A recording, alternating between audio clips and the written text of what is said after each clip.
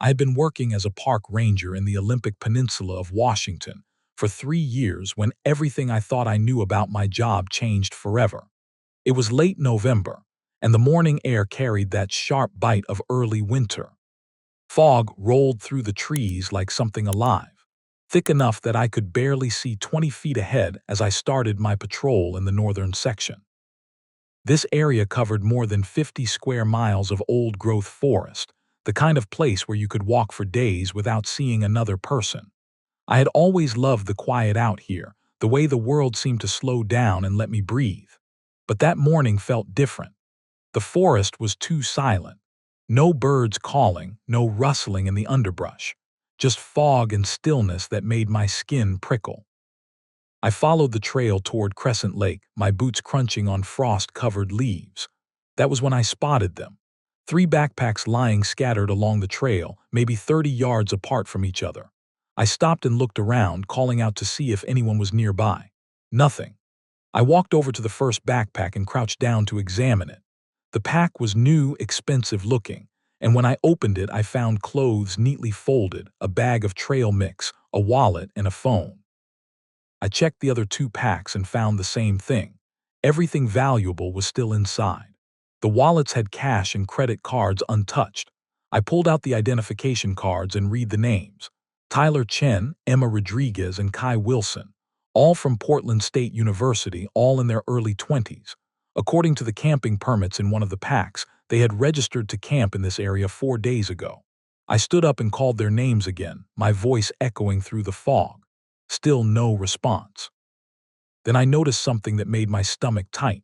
About 20 feet ahead, a jacket hung from a tree branch, not draped naturally like someone had stopped to rest, but hanging like it had been thrown there in a hurry. I walked over and found more items. A wool hat tangled in brush, a pair of gloves lying in the middle of the trail, a water bottle on its side, cap still on. These things were not dropped accidentally. They formed a line, leading off the main trail and into the dense forest. I grabbed my radio and tried to call the ranger station, but all I got was static. That should not have happened. Our radios were designed to work in remote areas.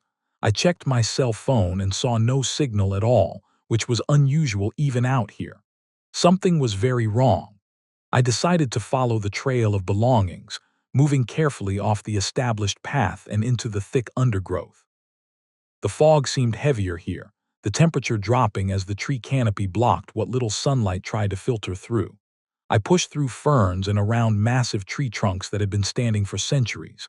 Then I saw footprints in the muddy ground. Multiple sets, going in different directions. Some looked like they were made by people running. I kept walking and found a cell phone lying face down in the dirt. I picked it up and tried to turn it on, but the screen was cracked and the battery dead. 50 feet further, I noticed something that made my heart start hammering. Scratch marks on a tree trunk right at head height. Deep gouges in the bark like someone had clawed at it desperately. And then I saw blood. Just a few drops on a moss-covered rock, but it was definitely blood, fresh enough that it had not completely dried. My hands shook as I reached for my radio again. Still nothing but static. I tried the phone one more time. No signal. I was completely cut off from any help, and I knew I was looking at evidence of something violent. The fog pressed in around me, and I had the sudden, overwhelming feeling that I was being watched from somewhere in those dark spaces between the trees. I heard it then, a sound so faint I almost missed it, crying, weak and terrified, coming from somewhere ahead. I did not think. I just ran toward the sound, pushing branches out of my way, my breath coming hard and fast. I found her underneath a large boulder that jutted out from the hillside, creating a small hollow underneath. Emma was curled into a ball, her clothes torn and covered in mud and dried blood. Her face was scratched up, her lips had a blue tint from the cold, and her eyes were wide with terror. When she saw me, she screamed and tried to push herself further back against the rock. I held up my hands and kept my voice calm. "My name is Marcus. I am a park ranger. You are safe now. I am here to help you." It took almost 10 minutes to convince her I was not a threat, to get her to let me come close enough to check if she was hurt. Her whole body was shaking, whether from cold or fear or both I could not tell. When she finally started talking, her voice was hoarse and broken. "They took Tyler," she whispered. "Last night, we were sleeping in our tent. It was around 2 in the morning when I woke up to someone grabbing Tyler and dragging him out. He screamed once and then nothing. Kai and I ran outside and we saw someone pulling Tyler into the forest. We chased after them, but there was another person, 2 of them, both huge, wearing these masks like hunters wear. They came at us and we ran. I lost Kai in the dark. I just kept running until I could not run anymore and I hid here. I heard footsteps all night walking around looking for me. She grabbed my arm so hard it hurt. Please do not leave me, please. They are still out there. I promised her I would keep her safe, that we needed to get back to where my radio worked so I could call for help. I helped Emma to her feet. She was limping badly, her ankle swollen, but she could walk. We moved slowly back toward the main trail, and I kept looking over my shoulder, listening for any sound that we were being followed. Once I thought I heard a branch snap somewhere behind us, but when I turned around there was nothing but fog and trees. It took us 30 minutes to get back to the trail. My radio crackled to life as soon as we were clear of whatever had been blocking the signal. I called emergency dispatch immediately. "This is Ranger Marcus Davis. I have a situation in the northern quadrant near Crescent Lake. 3 missing hikers, 1 female survivor with me now, possible violent crime in progress. I need law enforcement, search and rescue, and an ambulance immediately." The dispatcher told me help was on the way, but it would take at least 45 minutes for anyone to reach our location. I got Emma walking toward the nearest ranger station, a small cabin about 2 miles from where we were. She kept talking as we walked, needing to tell someone what had happened. "Tyler did not stand a chance," she said, her voice shaking. "They just grabbed him and he was gone. And Kai, I do not know what happened to Kai. We were running together and then suddenly he was not there anymore. I called his name, but he did not answer. I think they got him too." When we reached the ranger station, I got Emma inside and locked the door. I gave her a blanket and heated water for tea, anything to help with the shock. While we waited, I heard something outside, footsteps on the wooden porch. I moved to the window and looked out but saw nothing. Emma grabbed my arm. "That is what I heard last night," she whispered. "Someone walking around, looking." I kept my hand on my radio and stayed between Emma and the door until I finally heard the sound of vehicles approaching. The ambulance took Emma away, and within an hour I was leading 6 police officers and 4 other rangers back to where I had found her. We followed the trail of blood and disturbed undergrowth that I had seen earlier. The trail led us to a small creek hidden deep in the forest, the kind of place no casual hiker would ever find.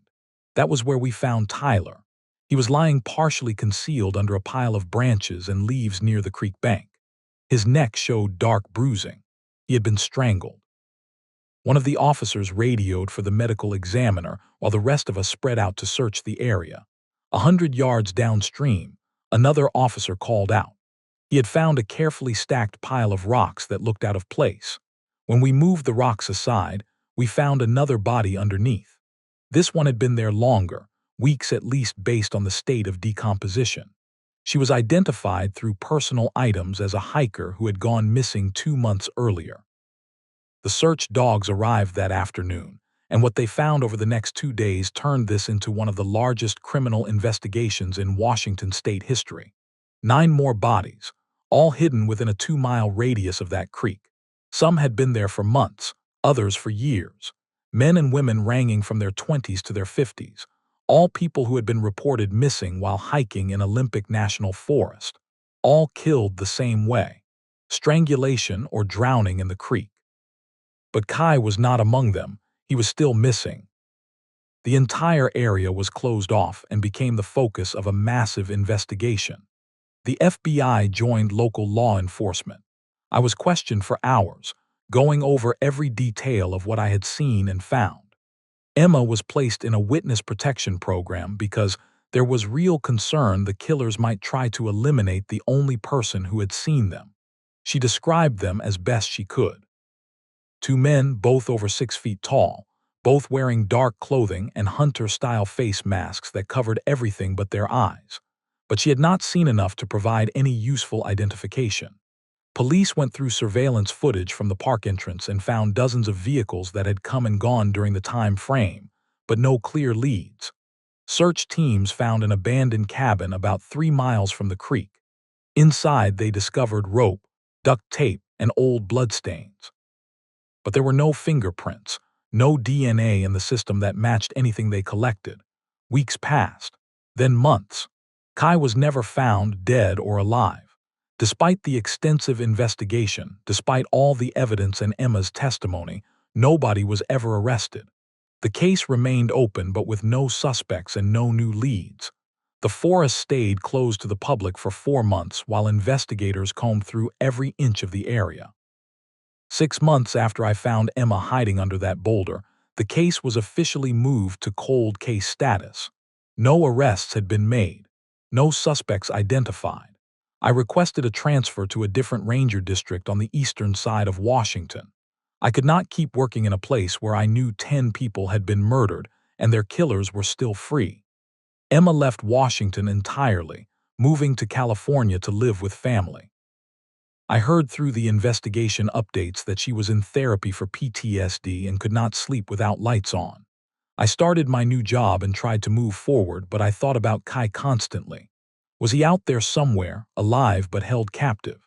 Or had his body just never been found? And I thought about the killers, knowing they were still out there. The Olympic Peninsula forest eventually reopened to the public, but camping permits dropped dramatically. People were afraid, and they had every right to be. I still get calls occasionally from detectives working the case, asking if I remember any detail I might have forgotten. But there is never any good news, never any breakthrough. I learned that the wilderness I loved is not always the peaceful sanctuary I thought it was, that evil people know how to use isolation and distance to hide terrible things. I am still a ranger. I still love my job and believe in protecting these wild places. But now I carry a whistle, pepper spray, and a backup radio everywhere I go. And I never, ever go into the deep forest alone anymore. Because somewhere out there, in the endless miles of Pacific Northwest wilderness, people who know how to hunt humans are still walking free.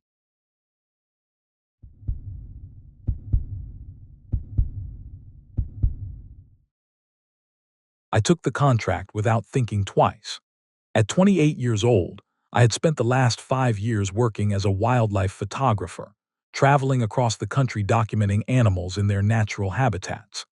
This job seemed straightforward.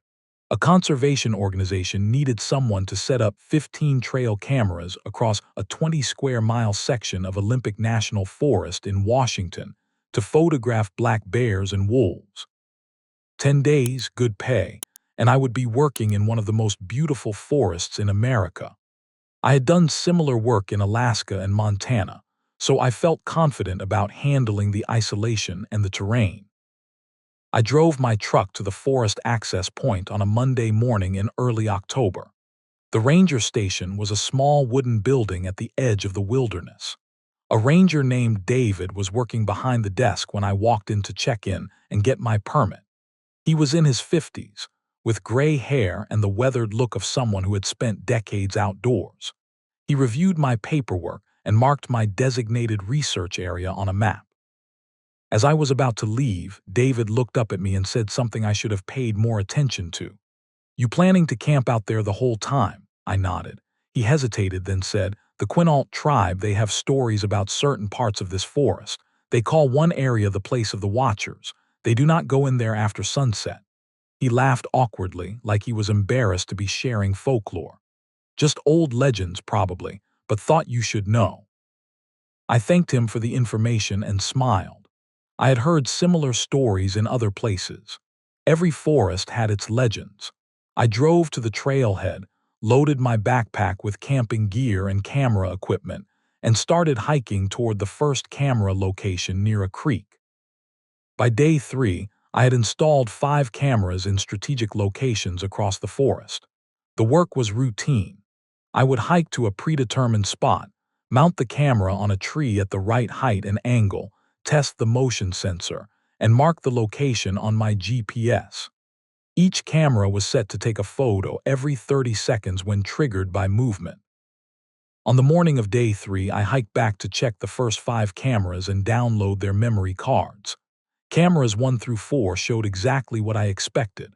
Deer moving through clearings, a bobcat at night, various birds, normal forest activity. But when I reached camera 5, the one I had placed farthest from my camp, I stopped scrolling through the images. Out of 47 photos captured over 2 nights, 8 of them showed something that made my skin crawl. In each of these 8 photos, taken between 3 and 4 in the morning, there was a figure standing at the edge of the frame. The images were taken in complete darkness using the camera's infrared flash, which gave everything a ghostly quality. But this was not an animal. It was a person, tall and thin, wearing dark clothing, standing perfectly still in the trees. I zoomed in on my laptop screen. The figure had no visible light source, no flashlight or headlamp, just standing there in the pitch-black forest. What disturbed me most was the progression. Each photo was taken 30 seconds apart, and in each one, the figure had moved closer to the camera. In the final image, the person was maybe 10 feet away, facing the camera directly. I felt a chill run through me despite the warm afternoon sun. I tried to rationalize it. Maybe it was a hunter, though this area was closed to hunting. Maybe another hiker who happened to camp nearby. But why would someone be walking around in total darkness at 3 in the morning, and why would they approach my camera equipment? I decided to continue checking the other cameras before jumping to conclusions. On day 4, I checked the next 6 cameras spread along a 5-mile stretch of forest. What I found made rationalization impossible. Cameras 6, 8, 9, and 11 all contained the same thing. The same tall, thin figure appearing in multiple photos. The same dark clothing. The same behavior of standing motionless, then moving closer with each frame. But here is what made no sense. These cameras were positioned 1 to 2 miles apart from each other, yet the timestamps showed the figure appearing at all 4 locations during the same time window.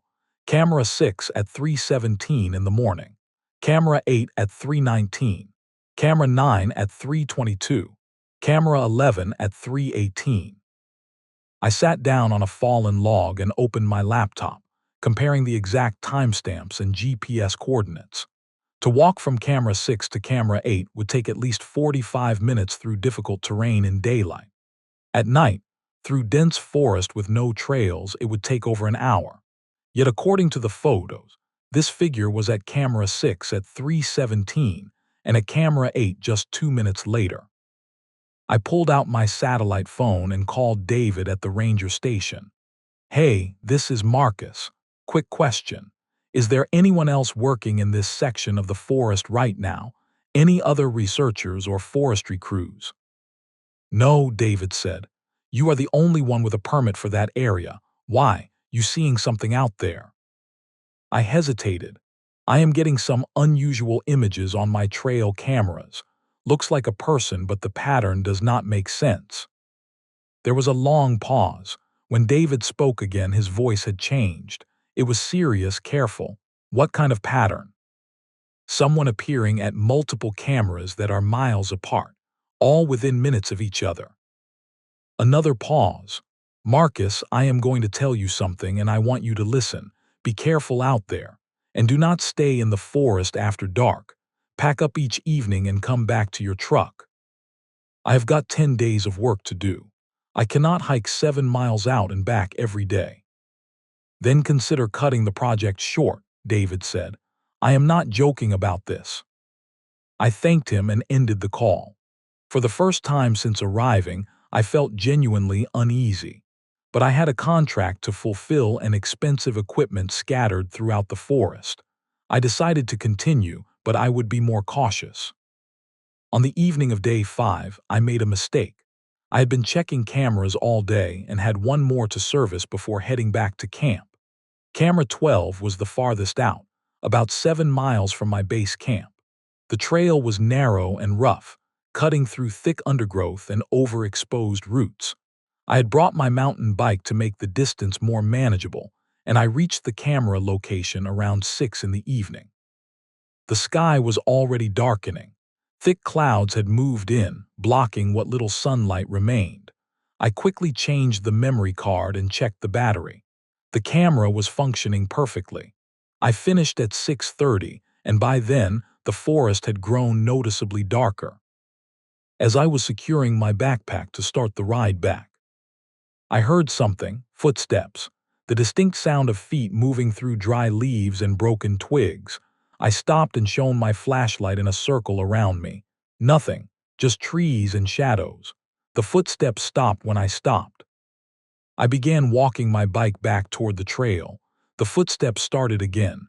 They were coming from my left, maybe 50 feet into the forest. I stopped again. They stopped.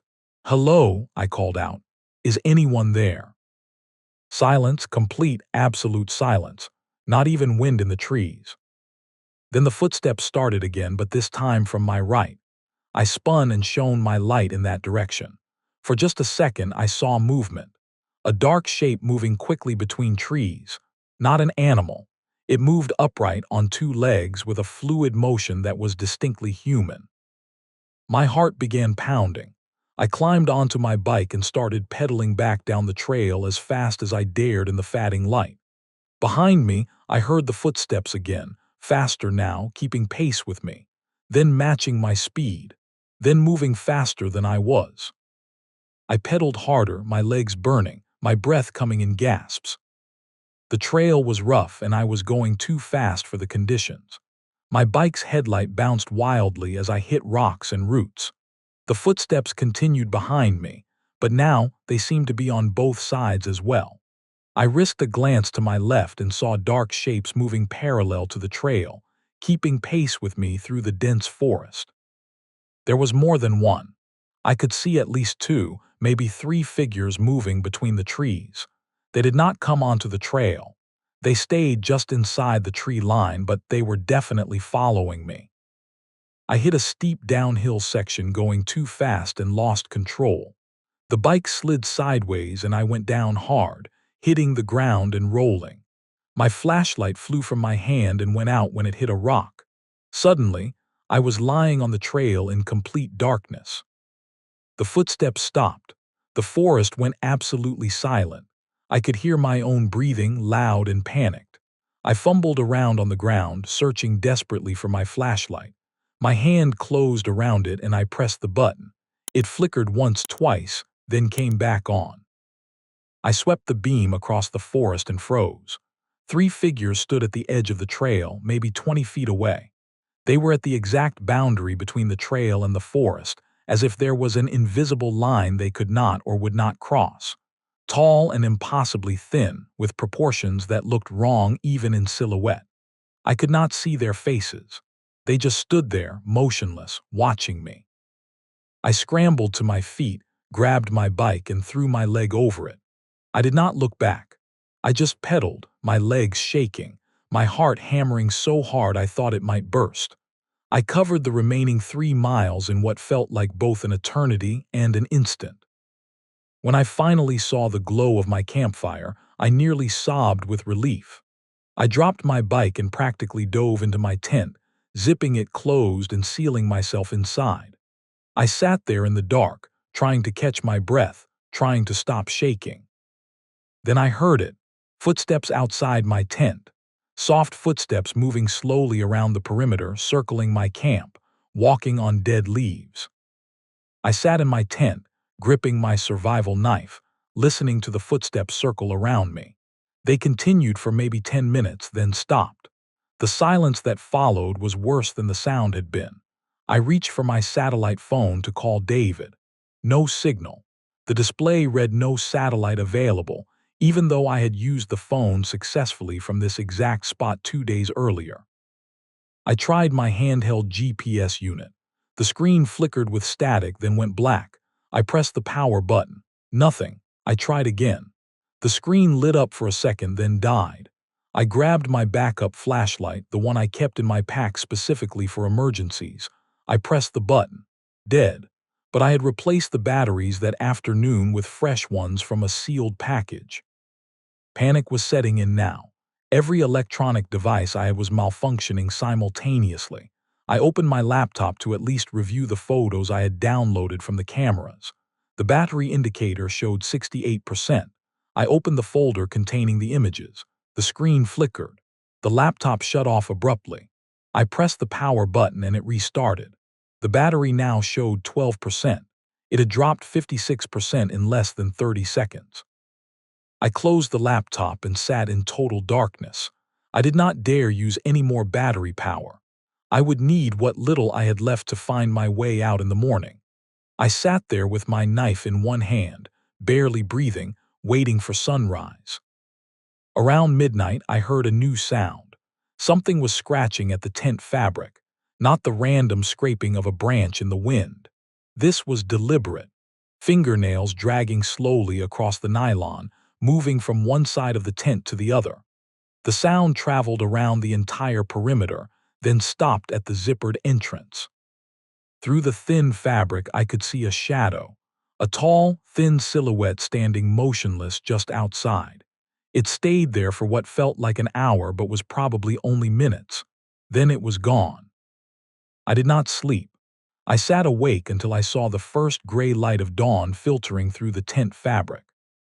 I waited until 8 in the morning before opening my tent. The sun was well above the horizon. Everything looked normal. The forest was peaceful. Birds were singing. I checked my devices. The satellite phone had full signal. The GPS powered on without issue. My laptop showed 64% battery. Everything worked perfectly again, as if the previous night had never happened. I made a decision. I needed to check camera 12, the one I had been servicing when this all started. I needed to see what had happened to it. I loaded fresh batteries into everything, packed my most essential gear, and started biking back down the trail. The ride took about an hour. I was hyper-aware of every sound, every movement in the trees around me, but nothing happened. I reached the location where camera 12 should have been mounted and stopped. The camera was gone. Not just the camera. The mounting bracket was gone. The security cable I had used to lock it to the tree was gone. The tree itself, a large Douglas fir with distinctive bark patterns that I had specifically chosen, still had the bolt holes where I had drilled to install the mount. But wait, I looked closer. There were no bolt holes. The bark was smooth and unbroken. There was not even a fresh scar from a saw or tool where someone might have removed the hardware.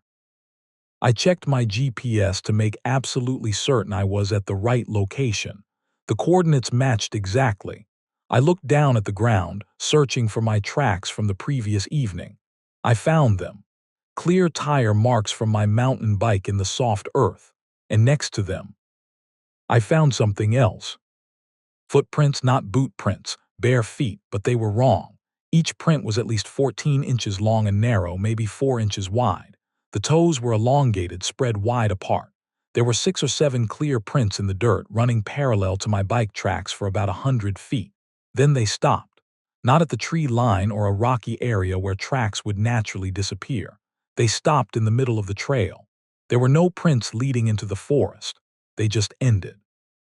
I pulled out my phone and took several photos of the footprints. My hands were shaking. Whatever had made those tracks, whatever had followed me through the forest, it was not human.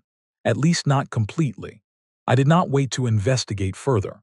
I turned my bike around and started pedaling back toward my camp as fast as I could. The entire ride, I had the overwhelming sensation of being watched. Multiple times, I caught movement in my peripheral vision. Shapes darting between trees, always just outside the range where I could see them clearly. But when I turned my head, there was nothing there. I reached my camp and did not hesitate. I started packing immediately. I grabbed only the essentials. My laptop, the memory cards from the cameras I had already collected, my communication devices. I left the tent, the sleeping bag, the camp stove. I did not care. I just wanted out. I strapped everything onto my bike and started the 7-mile ride back to the access point where I had left my truck. It was the longest 7 miles of my life. Every sound made me jump. Every shadow looked like it was moving. But I kept pedaling, and eventually I saw my truck sitting in the small dirt parking area. I threw my bike into the truck bed, climbed into the cab, and locked all the doors. I sat there for several minutes, just breathing, feeling the relief of being enclosed in metal and glass, separated from the forest by something solid. I started the engine and drove directly to the ranger station. David was behind the desk when I walked in. He took one look at my face and said, "What happened?" I told him everything, the figures on the cameras, the footsteps, the equipment failures, the things circling my tent, the missing camera, the footprints. I showed him the photos on my phone. David looked at the images of the tracks and his face went pale. "I should have been more direct with you," he said quietly. "That area, the place where you were working, the Quinault people call it the place of the Watchers. They believe something guards the old burial grounds there. Not spirits exactly. Something else. Something that does not want people there after dark." He picked up his phone and made a call. 20 minutes later, an elderly man arrived at the station. David introduced him as Joe, an elder from the Quinault tribe. Joe looked at the photos of the footprints on my phone and nodded slowly, as if he had seen such things before. "Our ancestors buried warriors in that part of the forest hundreds of years ago," Joe said. "There are watchers there. They protect the dead. They are not human. They are not spirits. They are something that has always been there, long before our people, long before any people. They allow us to pass through during the day, but the night belongs to them." The conservation organization canceled the photography project after I filed my report. They did not ask me to retrieve the remaining cameras. I did not offer. I still have the photos of those footprints saved on my phone. I still have 11 memory cards with thousands of images from the trail cameras. I have never looked at them again.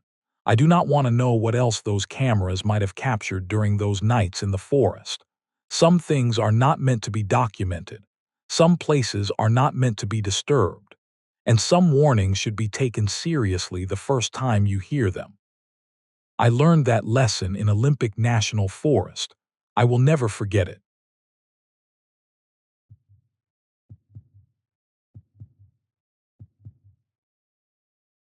I had been waiting for this trip for 3 months. I work as a freelance nature photographer, specializing in landscape shots for travel magazines and outdoor websites. The Pacific Northwest in October is perfect timing. The leaves turn golden and orange. The afternoon light is soft and beautiful. And most importantly, there are fewer tourists.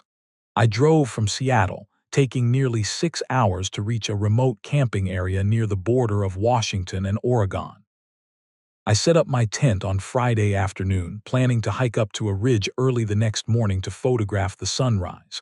Everything was ready. My equipment was packed. The weather forecast looked favorable. I had my Canon camera, 3 different lenses, a lightweight carbon fiber tripod, and my phone loaded with offline maps. I felt confident because I had camped alone many times before. The temperature was around 50 degrees Fahrenheit, cool but comfortable. I made dinner on my small camp stove, checked my gear one more time, and went to sleep around 9 o'clock, setting my alarm for 5 in the morning. I woke up at 5:30 on Saturday morning while it was still dark. I made quick coffee with my gas stove, ate an energy bar, and did a final equipment check. 3 cameras with different lenses, my lightweight tripod, ND filters for long exposure shots, and my phone with downloaded maps. The trail to the ridge was approximately 4 miles long with an elevation gain of 1,200 feet. I had hiked this route once before, knowing it would take about 2 hours at a steady pace. I turned on my headlamp and started walking at 5:45. The trail was clear, marked with reflective strips on trees every 50 yards or so. I heard small animals moving in the bushes, normal forest sounds. The air was cold but pleasant, my breath forming white vapor in front of my face. I walked steadily, stopping every 20 minutes to drink water and check my progress. The sky gradually lightened, and I could see the ridgeline ahead of me. I checked my phone at the 2-mile marker.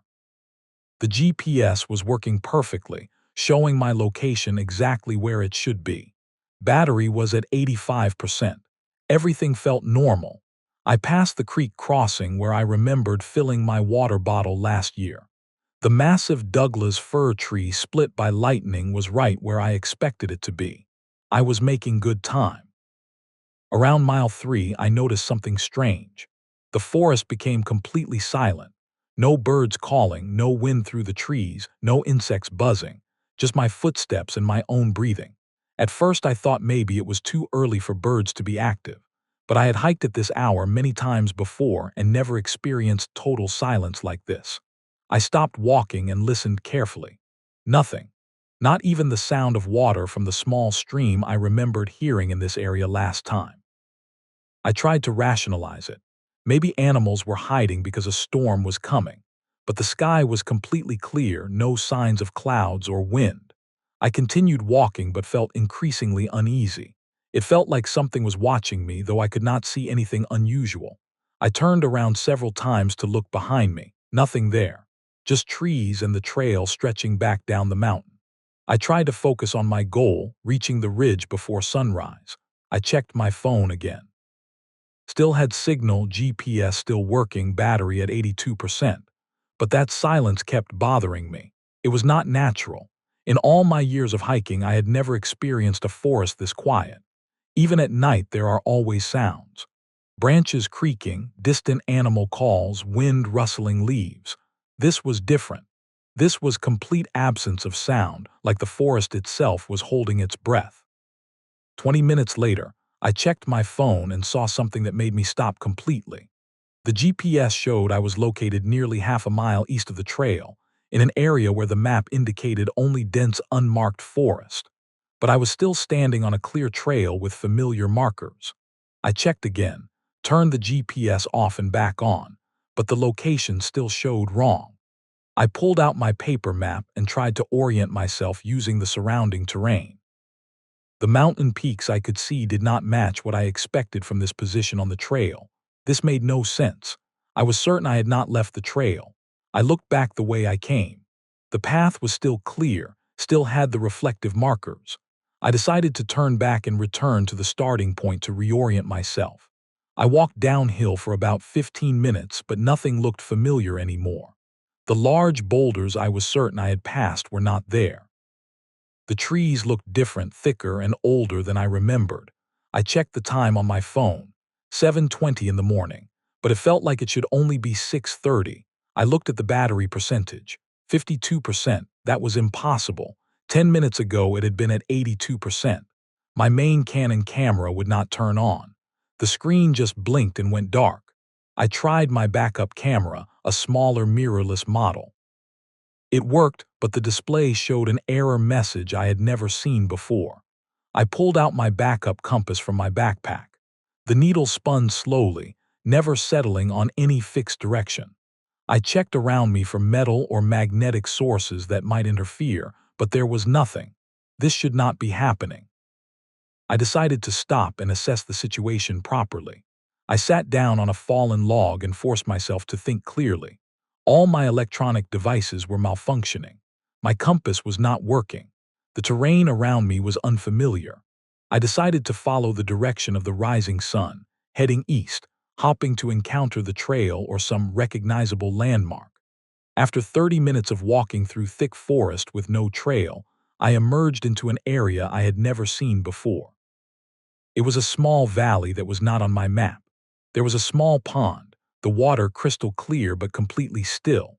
No ripples, no insects on the surface, no fish visible in the shallow areas near the edge. I felt a strong instinctive aversion to approaching the water. Something about it felt wrong, though I could not explain why. I walked around the valley, keeping my distance from the pond.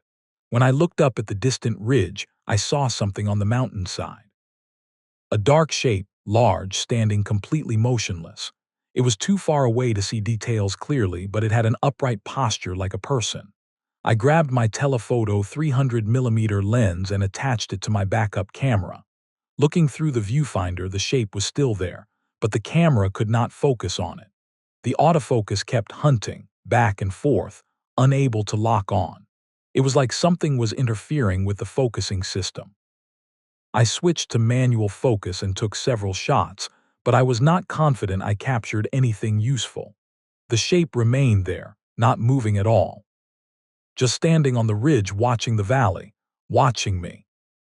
I decided to leave the valley immediately and find higher ground for better visibility.